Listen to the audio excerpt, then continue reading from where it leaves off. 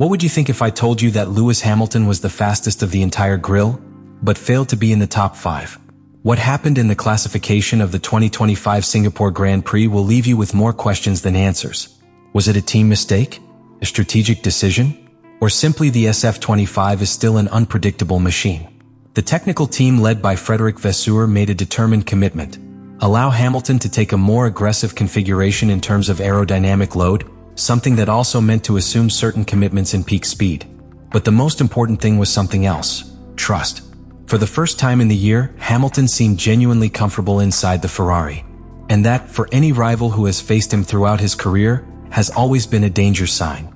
This classification not only represented a technical challenge, it was a symbolic evaluation of its personal evolution within the Ferrari environment. It was no longer just about how he adapted his driving to a new car, but how he influenced the decision-making process, how he inspired the team to turn his gaze towards him as a new development axis. And despite the ups and downs that would come later, that moment in which it marked the best time in Q1 was a clear message. Hamilton had not come to Ferrari to withdraw in silence. He had come to rebuild his legacy. And that reconstruction had begun. When the classification of the Singapore Grand Prix began, few expected what was about to happen in Q1. In that first assault on the stopwatch, Lewis Hamilton emerged with a brilliant performance. His name led the timetable clearly, marking a precise, aggressive and solid return in all sectors of the circuit. It was an almost surgical execution. Each late braking, each millimeter traction at the exit of the curves, every centimeter of the path was used to the maximum. And the whole paddock noticed it. For a moment, the paddock believed to be witnessing the rebirth of a giant. There was not only rhythm. There was control, decision, and above all, a feeling that Hamilton had finally found the exact sensitivity he was looking for so much in the Ferrari SF-25. The cameras focused on Ferrari engineers. In his faces there was no euphoria, but intense concentration. Because while the weather was extraordinary, there were 2 more sessions ahead, and everyone knew that maintaining that advantage required more than inspiration. It was necessary for the car to accompany along the progressive wear of the tires, the circuit settings and the subtle changes in the track temperature, which in Singapore, even at night, can radically affect the stability of a car. The step to Q2 was immediate for Hamilton. But in that second qualifying block, something changed. His return was good, yes, but he was no longer dominant. The car began to show one of its most frustrating characteristics: an extreme sensitivity to small thermal variations in the rear rubber. The lack of confidence when accelerating thoroughly at the exit of slow curves became noticeable. It was not an isolated problem of Hamilton. Leclerc also reported similar sensations. But while the Monegasque seemed comfortable correcting with the slightly unstable rear train, Hamilton was more cautious, giving precious tenths that, although minimal, began in spite of. The most worrying was what was not seen: the degradation of the dynamic balance of the SF-25 between one session and another. The car had such a narrow performance window that, when the conditions moved even slightly, the behavior became erratic.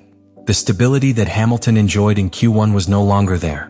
And that, in a circuit where each curve is a constant commitment between risk and control, can mean the difference between the first row and frustration. The arrival of the Q3 confirmed the suspicions. Hamilton not only did not improve his previous time, but he found himself in the uncomfortable situation of having to squeeze the car without being able to fully trust his behavior.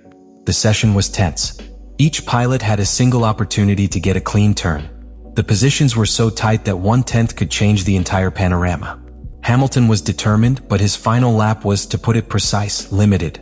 It was not a bad return, not even a conservative return. It was simply a return in which the car did not allow it anymore. When crossing the finish line, time was enough to secure a 6th place on the grille, just ahead of Charles Leclerc. The difference between the two was less than a tenth, which reflected that, at the configuration level, the Ferrari were very even. But it also made it clear that neither could get the maximum possible performance. Especially Lewis, which after what was shown in Q1, seemed destined to fight for the first or second row at least. And there is the big question. What really happened between Q1 and Q3? The answer is complex. There were no obvious errors. There were no blockages, piloting errors, or traffic.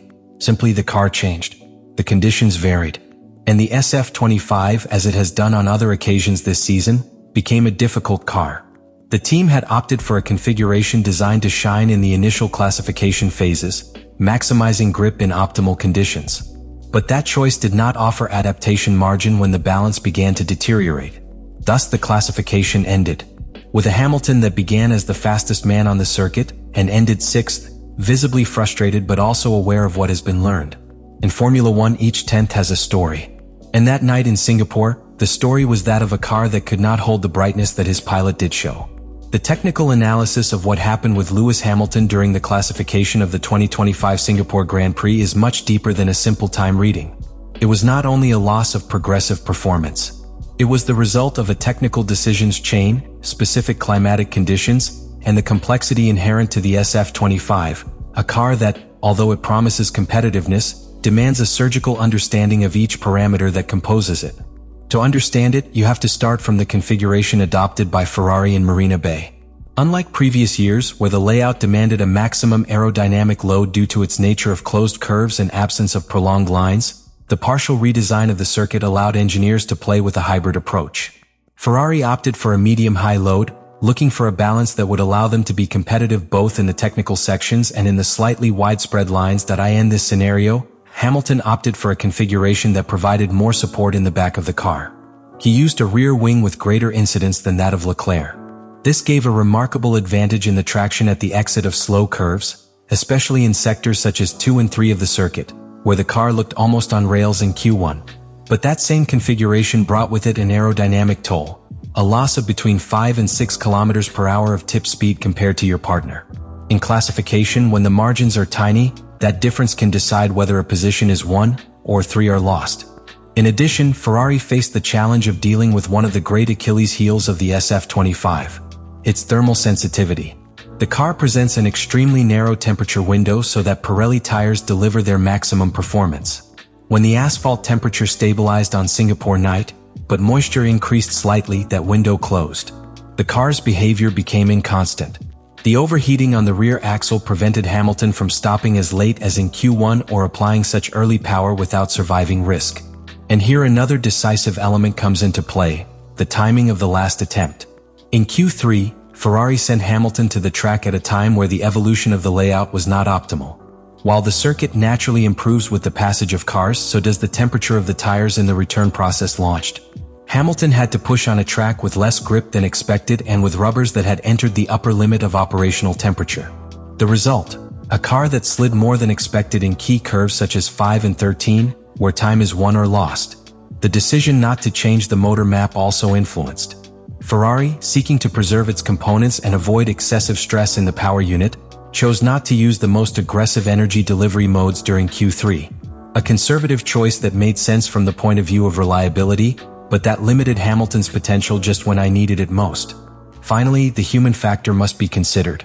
Hamilton is an extremely sensitive pilot to the small details of the car. Its driving style is based on progressivity, in the control of the skidding, on the exact use of the traction point. When that balance is lost, even if it is minimally, your trust falls. And a pilot who does not trust 100% in the behavior of his car will rarely squeeze the last tenths, for more talent he has. This classification was not a defeat.